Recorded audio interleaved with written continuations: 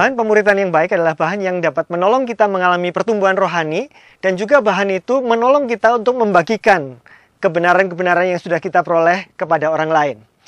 Di dalam buku-buku rohani yang sudah terbit, ada begitu banyak buku-buku yang bagus, dan buku-buku itu dapat kita pakai menjadi bahan pemuritan dengan metode Swedia, dengan Swedish Method. Bapak Ibu bisa mempelajari Swedish Method ini dari link di Disciple Site dalam edisi sebelumnya, dan Bapak Ibu juga bisa melihat linknya pada akhir video ini. Bahan-bahan apakah yang dapat menolong kita untuk membawa pertumbuhan di dalam kita mengasihi Tuhan, di dalam formasi spiritual? Ada beberapa bahan yang saya sarankan.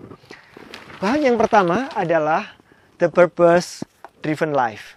Purpose Driven Life ditulis oleh Rick Warren ini berbicara tentang 5 aspek tujuan hidup manusia. Maka disebut sebagai purpose driven. Bagaimana hidup kita digerakkan kepada 5 tujuan yang penting ini. Satu pelajaran yang sangat mendasar, sangat penting, dan mencakup berbagai aspek kehidupan rohani kita. Ada tujuan-tujuan yang bersifat worship, penyembahan, fellowship, maturity, ministry, dan mission. Kita bisa melihat daftar isinya. Anda dirancang bagi kesenangan Allah. Anda dibentuk untuk keluarga Allah. Anda diciptakan untuk menjadi serupa dengan Kristus. Anda dibentuk untuk melayani Allah. Dan Anda diciptakan untuk sebuah misi. Ketika kita mempelajari buku ini, kita akan belajar berbagai aspek yang penting di dalam tujuan hidup kita sebagai manusia. Buku ini sudah diperbarui. Edisi revisinya diberi judul The Purpose Driven Life, Untuk Apa Aku Ada di Dunia Ini. Bapak Ibu Saudara sekalian, ketika kita mau bertumbuh dalam formasi spiritual, di dalam kita mengasihi Tuhan, kita perlu belajar yang namanya disiplin rohani. Ketika kita mempelajari disiplin rohani, ada beberapa aspek disiplin rohani. Disiplin rohani di mana kita hanya sendirian dengan Tuhan. Dari kesibukan dan aktivitas bersama-sama, kita sendirian dengan Tuhan. Ada disiplin rohani yang seperti itu. Sementara ada disiplin rohani di mana justru kita melakukannya bersama-sama dengan komunitas. Dan ada disiplin-disiplin rohani tertentu di mana kita di dalam komunitas itu memancarkan karakter-karakter yang membangun. Jadi ada beberapa aspek disiplin rohani. Salah satu buku yang saya sangat mendorong Bapak Ibu mempelajarinya bersama-sama adalah buku Spiritual Disciplines for the Christian Life, ditulis oleh Donald Whitney. Buku ini diterjemahkan dalam bahasa Indonesia, diberi judul Disiplin Rohani 10 Pilar Penopang Kehidupan Kristen. Di dalamnya mempelajari berbagai aspek disiplin rohani. Ada aspek doa, ada aspek ibadah, ada aspek penginjilan, aspek pelayanan, aspek penata layanan. Itu yang kita lakukan bersama-sama dengan orang lain. Yang kita lakukan sendiri di dalamnya, kita akan pelajari bagaimana kita punya waktu teduh, silence and solitude. Bagaimana kita berpuasa, bagaimana kita membuat jurnal, bagaimana kita belajar, dan sebagainya. Buku-buku ini, disiplin-disiplin rohani dalam buku ini dijelaskan dengan sangat baik dan diakhiri dengan saran-saran penerapan yang dapat kita lakukan sesudah kita berdiskusi dalam kelompok. Ketika kita mau mempelajari aspek disiplin rohani yang lain yang tidak dibahas dalam buku ini, ada beberapa buku yang saya sarankan, yaitu Tertib Rohani atau The Celebrations of Disciplines, buku yang sangat terkenal dari Richard Foster.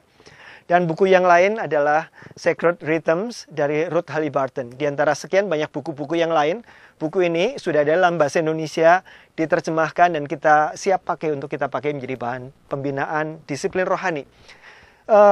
Sedikit tambahan, jika Bapak Ibu ingin belajar disiplin rohani sebagai pasangan, maka buku yang saya rekomendasikan adalah Marriage Spirituality. Buku ini mempelajari 10 disiplin rohani yang dilakukan sebagai pasangan, bukan sebagai individu. Kita bisa pilih beberapa disiplin rohani ini untuk kita pelajari dan kita terapkan bersama-sama. Buku ini sudah terbitkan dalam bahasa Indonesia dengan judul Membangun Pernikahan yang Rohani. Aspek ketiga yang akan kita perlu pelajari di dalam kita menghayati kecintaan kita kepada Tuhan adalah aspek mengalami Tuhan. Perjalanan pertumbuhan untuk semakin mengasihi Tuhan bukan hanya menambah kita punya banyak pengetahuan tentang Tuhan, itu penting, tetapi kita perlu masuk dalam pengalaman bersama dengan Tuhan. Itulah yang dipelajari bersama-sama di dalam buku Experiencing God, Mengalami Tuhan. Buku ini menjelaskan ada 7 realitas di dalam kita mengalami Tuhan. Kita bisa mempelajarinya bersama-sama, dan buku ini setiap akhir bab ada satu bagian rangkuman yang menolong kita tidak kehilangan gagasan utamanya. Dan ada satu saran penerapan untuk kita lakukan bersama-sama dan dicek dalam pertemuannya akan datang. Ada 2-3 pertanyaan diskusi yang sangat menolong kita untuk kita makin menghayatinya.